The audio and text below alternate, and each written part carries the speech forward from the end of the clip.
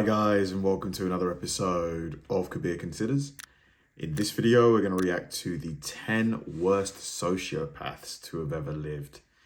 So what's the definition of a sociopath? Is it someone who just doesn't exhibit like normal human behavior when it comes to, you know, being around other people? They don't have that sort of, that basic sort of, I don't want to say kindness, you know, the things that make us normal, I guess they don't have.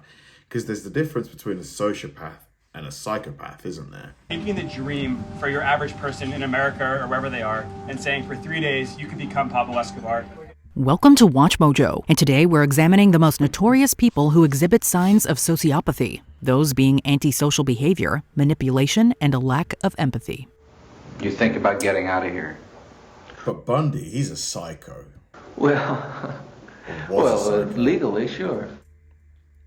Bernie Madoff. So is this easy money, would you say, that you're making with Madoff? Easy.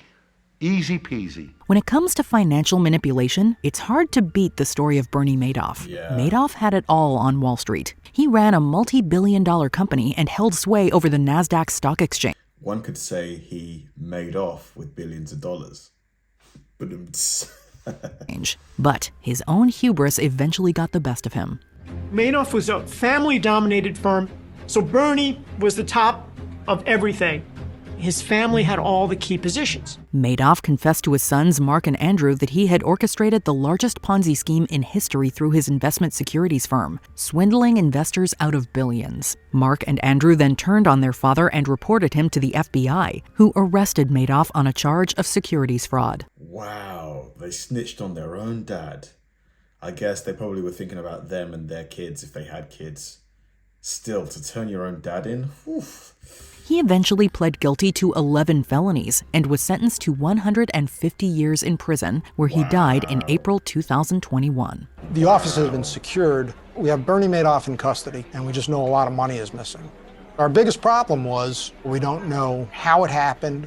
Richard Scott Smith. I agreed to talk to you today because I want to get my story out, and I want everybody in the world knowing that I'm not the person that they've claimed me to be. Fans of Showtime's Love Fraud may recognize the name Richard Scott Smith, as he was the primary subject of the 4-part documentary. Smith was a serial con artist, running numerous online romance scams and ruining the lives of multiple women. These women appear in the documentary, sharing their harrowing stories of being duped and misled. You know, I may hate him for all these things, but I wouldn't have gotten in so deep if I hadn't thought I loved him. Smith would use a fake identity and marry his victims, then use their financial information to obtain a line of credit. He would then flee, off to marry someone else, leaving his previous partners both heartbroken and in severe debt. Smith was known to have married at least 10 times before he was arrested at the end of the series. I'm human too. I've been a victim, Rachel, to things that are not true. Anna Sorokin. Mate, shut up. Give it a break. You did what you did. Just own it. Just own it. Look at him trying to fish for sympathy. I'm trying to make my story to be like, oh, I made a mistake, but I'm trying to turn this around without trying to glamorize the mistake itself. Financial schemes are getting harder by the day thanks to rapid technological advancements, but they still happen. Just ask Anna Sorokin, a Russian-born woman who defrauded various institutions of nearly $300,000. Having emigrated to New York in 2013, Sorokin quickly became a master manipulator. She doesn't go for the big money right away. It's not like she surrounds herself with, hedge fund moguls.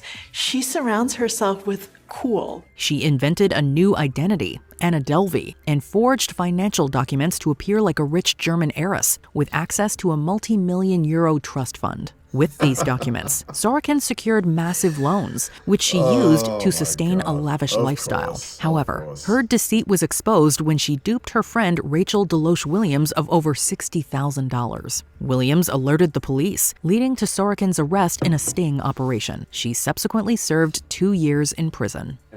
Only 2 years. That seems quite low, no? I don't know. Took advantage of people. I definitely did, yeah. And I was younger and I learned from my mistakes. But did you? I did, Did yes. you learn from those mistakes? I mean, are you not going to do anything like this ever again? Absolutely not. Billy McFarland.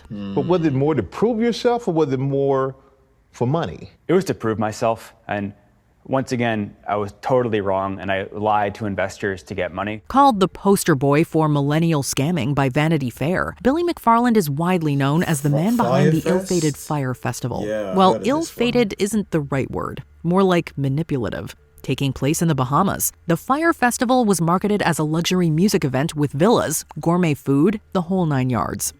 I think we chose the right island. We got ours for $10 million, freehold land, no lease. We own the land forever. Visitors paid good money to attend, but upon arrival, they were met with a horribly planned disaster that bore no resemblance to the promised opulence. Tons of lawsuits emerged accusing McFarland of fraud, and he was found guilty on 2 counts. I wonder how much the tickets were for Firefest. I mean, for what he promised, it's got to be at least like 1,000, possibly more. Like, not including the flights in and out, right? Ordered to pay $26 million in damages and served 3.5 years in prison. Before we had the worst luck, I think we had the best luck. And like, it sounds crazy, but so many things had to go right to make it this big of a failure. Joe Exotic. I am never going to financially recover. Can you believe I've still not seen Tiger King? I should watch it. I've heard like it's really good. The Tiger King himself operated the Greater Wynnewood Exotic Animal Park in Oklahoma, known for its prominent display of large cats. And as chronicled in the famous Netflix documentary, he had a fierce rivalry with Carol Baskin, the owner of Florida's Big Cat Rescue. Exotic displayed numerous sociopathic tendencies, which were on full display in the documentary. All these people think that everybody else in society are abusers but her. I mean, she's a master marketer. I'll give her that. Despite his purported love for animals, he was continuously alleged to have mistreated those in his park. Not only did he publicly accuse Baskin of killing her missing husband, Don Lewis, he also put out a hit on her, which failed and led to his arrest. Exotic was convicted on charges of animal mistreatment and attempted murder for hire and sentenced to 21 years in prison. Oh my God. I get letters from 8-year-old kids to 95-year-old grandmas. And every letter says it's because I was unapologetic, I stood up for what I believed in, and because I'm not ashamed of who I am. Dorothea Puente. Didn't one of the people who worked for Joe Exotic lose their leg? I think a tiger bit it off or something like that. And the person's still working there. Like, I think they lost their... Something like that. It's insane what went down. I need to watch that show. I used to be a very good person at one time. Known as the Death House landlady, Dorothea Puente sounds like someone out of a fairy tale. She opened a boarding house in Sacramento and seemed like an upstanding member of the community, donating to various charities and using her boarding house to host AA meetings. She also aided her elderly guests in setting up their Social Security checks. However, this was all part of Puente's grand plan. This is what we would call the death room. This is where she brought her victims after she had induced drugs into their alcohol. Throughout the 1980s, the matron killed 9 guests of her boarding house, buried their remains in her yard, and cashed their Social Security checks. It shows that Puente was a maniac who was highly aggressive and driven primarily by her own financial gain. I spent 15 years as a homicide detective. And in those 15 years, I had seen many victims of homicide, but none of those compared to what I found when I was digging through the yard. Elizabeth Holmes. Every person should have the ability to get that type of test. And speaking of... She sounds like Mark Zuckerberg. What the heck? People willing to deceive for financial gain. Let's talk about the infamous Elizabeth Holmes. Like Bernie Madoff, Holmes manipulated investors with her company Theranos, which claimed to have revolutionized blood. Yeah, blood something to do with blood. It was a massive scam. Billions of dollars, I think. Testing with a fancy new machine. However, this machine never actually worked. Holmes not only lied to investors about the company's capabilities, she also lied to her own customers through the machine's bogus results. What I know is that I've put the best people in place to be able to investigate every aspect of this and ensure that we meet the quality standards that we hold ourselves. There's something deeply, deeply disturbing about that face. It's the way she's tilted it. And the way she's staring so wide-eyed, like, very creepy. Very creepy. Theranos raised more than $700 million, and Forbes valued Holmes as the youngest self-made female billionaire in American history. But it all came crashing down when investigators looked into the company and uncovered a massive web of deceit. Holmes was charged with fraud and sentenced to 11 years in prison. If a female leader can build a company from nothing to something that impacts people's lives every single day, it's like there's nothing we can't do. Diane Downs. They kept telling me, if you just remember, they told me I had voids in my memory, that there was 25 minutes of time missing, and that I was hiding something, protecting something. Called a deviant sociopath by one psychiatrist, Diane Downs gained notoriety for a particularly heinous crime conducted in 1983. On May 19th, Downs shot her something in her eyes, man. You can tell sometimes. Just look at there's just like nothing behind the eyes. Just dead.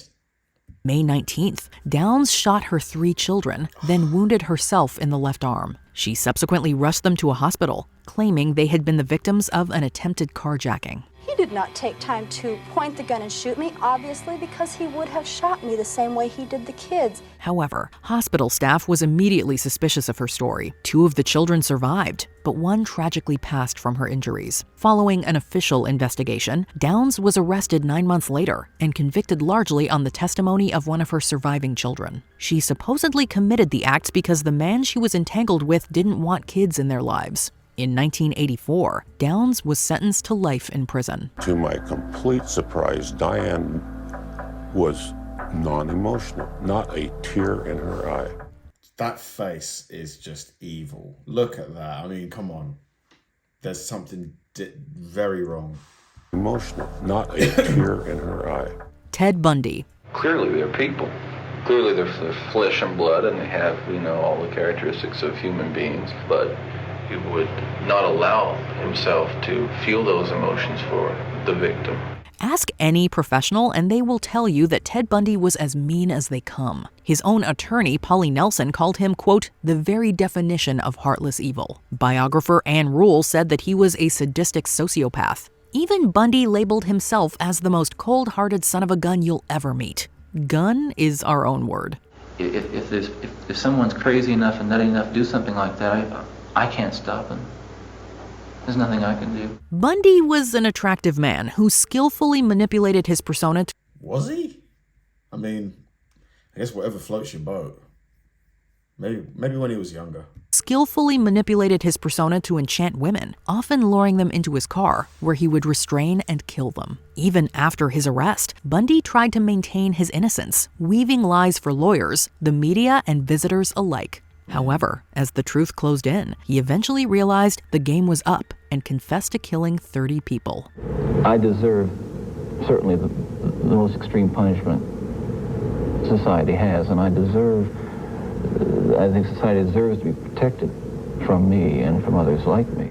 Before we continue, be sure to subscribe to our channel and ring the bell to get notified about our latest videos. You have the option to be notified for occasional videos or all of them. If you're on your phone, make sure you go into your... But Bundy, he's a psycho. He's not really a sociopath. I mean, he killed people. Like, what's the definition?